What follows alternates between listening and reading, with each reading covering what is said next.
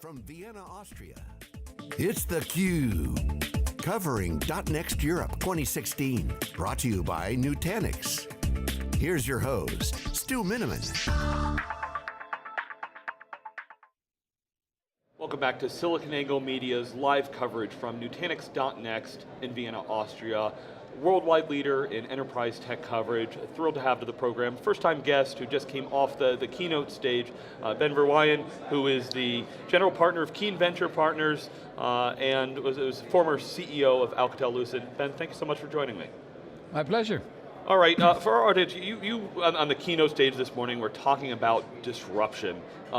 You've have a good view of what's happened in the marketplace. You said you worked for some very large companies, went through some challenging transitions, and now we're working with some of the smaller companies there. So just give our audience just a brief summary of kind of what brought you to what you're doing today and what you do in your day job.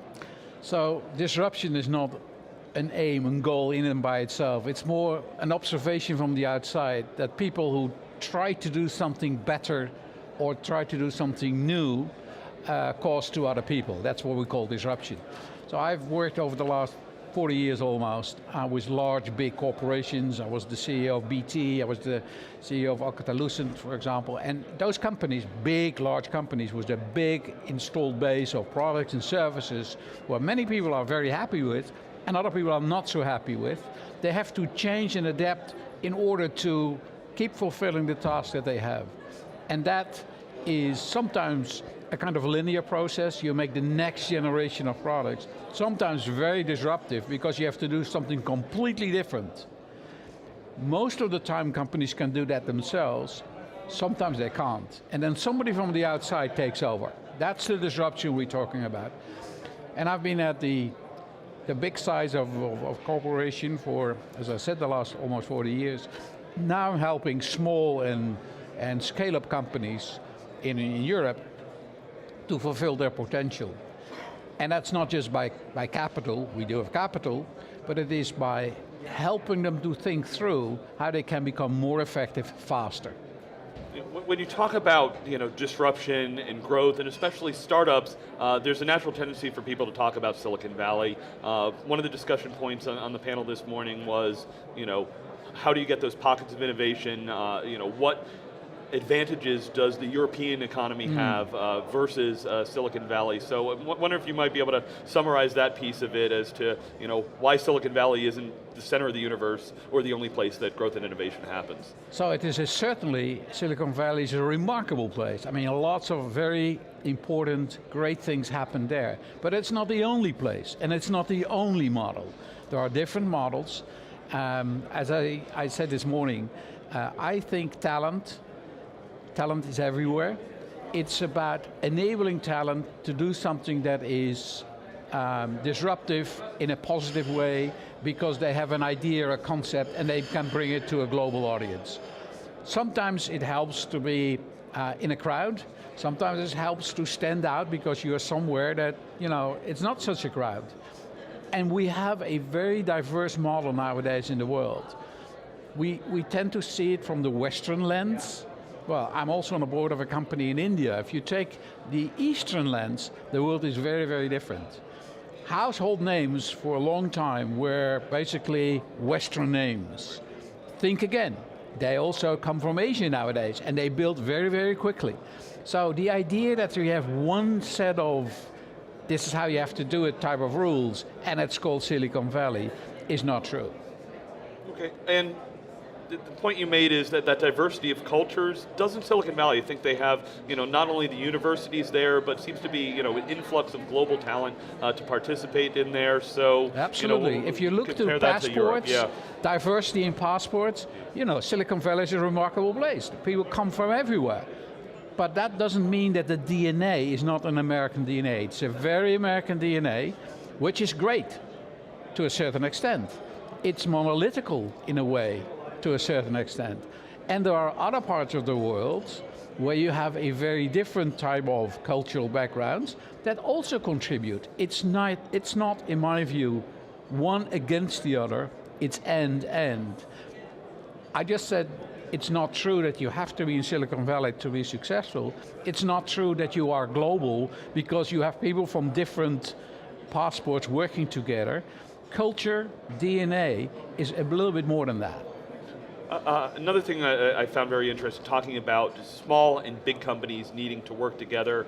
I've worked for some really big companies, and it seems most people in big companies spend most of their time trying to figure out how to work with the other people in their company. Sure, they partner, but it's challenging because you've got kind of that gravity internal always pulling you in, versus a small company, you've got such limited resources that you're going to need to be able to reach out to be able to do more. So this is one of the interesting dilemmas. If you're a small company, what do you aspire to become? Yeah, well, you aspire to become big. Yes. But in the journey to become big, you say, those big companies, they fight internally, one department against the other. It's true, but why do you then aspire to become big? Because you want to be successful. And if you're successful, you will have to deal with different set of complexity than when you're small.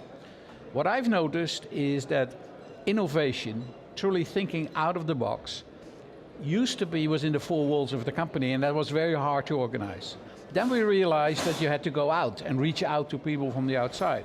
So we had internal type of venture capital, and I've done that, when I was BT, we set up a fund, and when I was at Alcatel, we set up a fund. Very hard to do from in the company.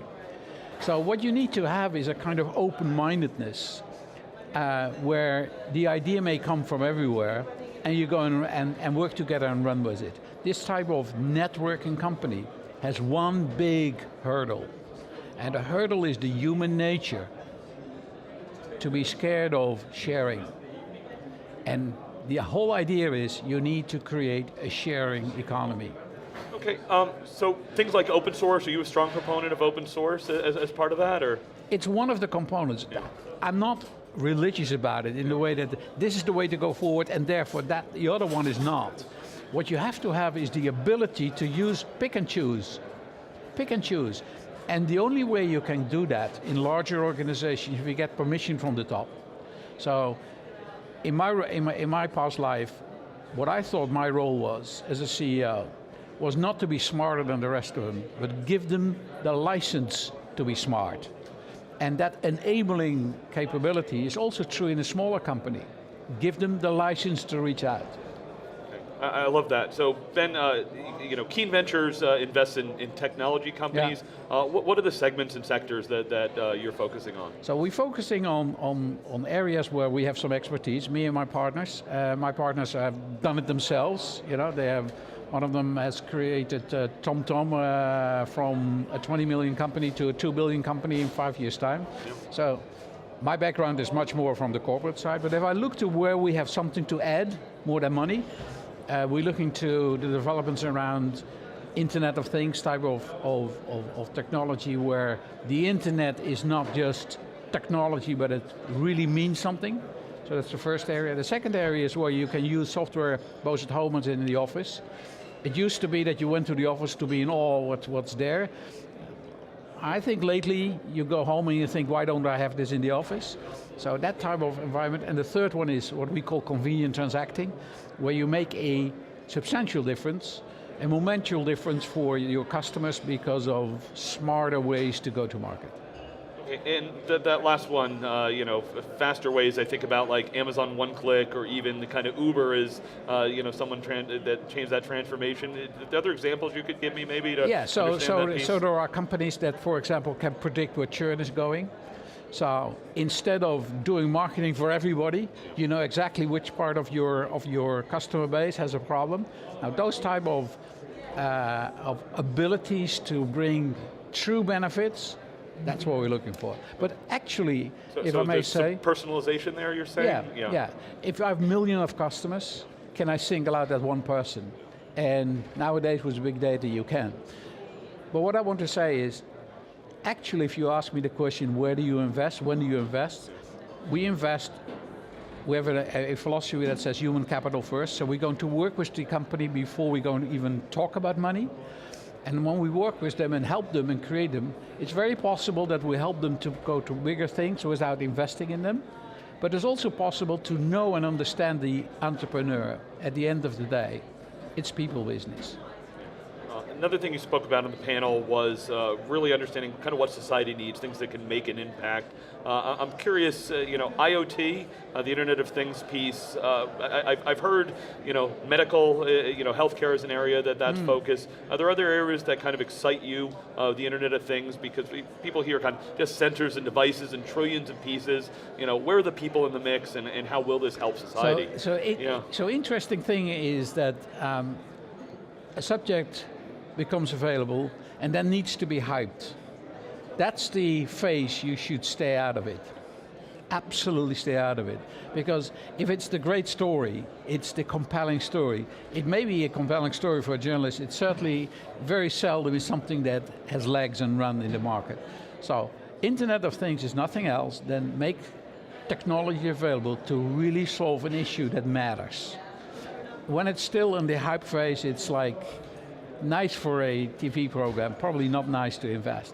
So we are still in the early days, but I think Internet of Things and supply chain makes a lot of sense. It's not sexy, but it makes a lot of sense because it delivers on a continuing basis something that is really beneficial.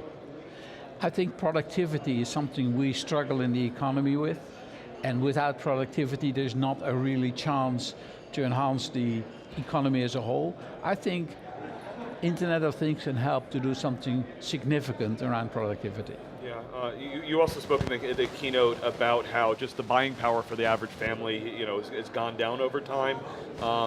You consider yourself kind of optimistic, pessimistic. What do we need to kind of help society as a whole with, jobs, where their earning power, being able to, as you said, have a house, have a car, put your kids through college. So it depends where you stand. Yeah. If I go to India, and I go there on a regular basis, every single time I realize, the first time I came there 30 years ago, the middle class was maybe in the tens of millions, it's now in the hundreds of millions.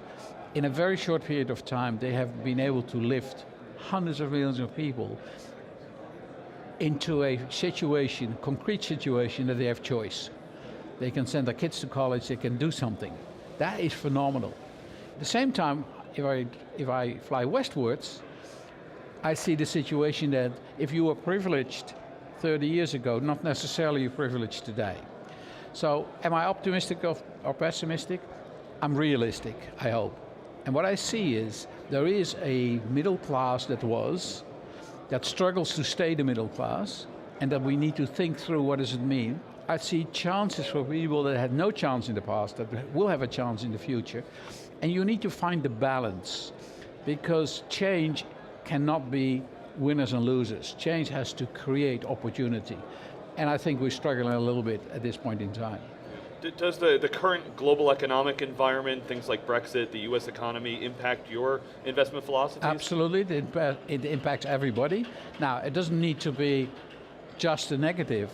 You have to look to it, but it should pause all of us, because we have this knee-jerk reaction to want to go back to yesterday's world. I mean, the whole idea of Brexit was take back control. The whole US election, as far as I have seen, that was about make America great again.